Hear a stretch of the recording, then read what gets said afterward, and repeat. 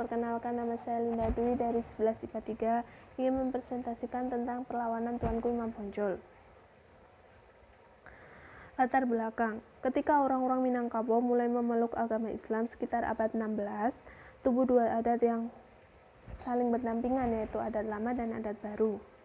Tidak pernah ada permasalahan lahan dalam hidup mereka, karena dapat saling hidup dengan satu sama lain. Masyarakat Minangkabau dipimpin oleh raja yang berkedudukan di Pangaruyung. Meski begitu, pemimpin di Pangaruyung tidak termasuk dari 12 suku Minangkabau, sehingga apabila terjadi perubahan perilaku masyarakat Minang, para pemimpin ini tidak dapat memahami dan berbuat apapun. Masyarakat Minangkabau mengoreh pada kebiasaan yang berlawan dengan ajaran Islam seperti judi, sabung ayam, dan mabuk-mabukan. Para ukima merasa harus berbuat untuk menghilangkan kebiasaan buruk masyarakat ini. Tokoh-tokoh perang.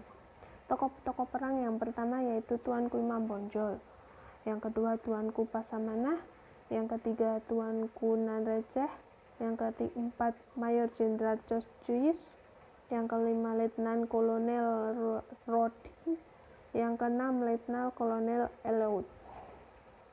Oke, kita lanjut ke kronologi peperangan.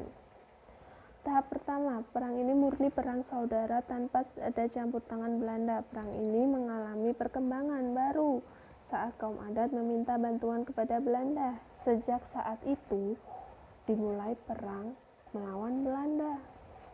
Yang kedua, tahap kedua ya, perang sudah mereda karena Belanda berhasil mengadakan perjanjian dengan kaum Padri yang makin melemah. Setelah perang di Ponegoro selesai, Belanda kembali mengempur kaum Padri di bawah pimpinan Letnan Kolonel Eleut tahun 1831, kemudian disusul oleh pasukan yang dipimpin oleh Mayor Mitchell.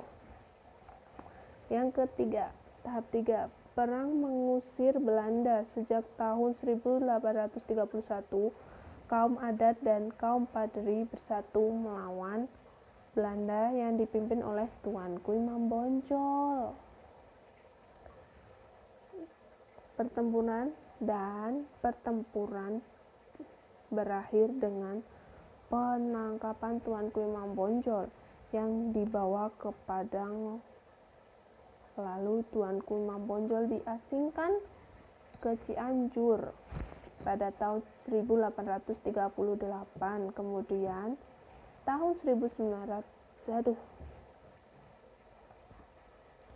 pertempuran terakhir dengan penangkapan Tuanku Imam Bonjol yang dibawa ke Padang. Lalu Tuanku Imam Bonjol diasingkan ke Cianjur pada tahun 1838. Kemudian pada tahun 1839 dipindahkan ke Ambon. 3 tahun kemudian dipindahkan ke Manado sampai dengan meninggal pada usia 92 tahun. Oke, terima kasih. Jangan lupa like, comment, and subscribe. Oke.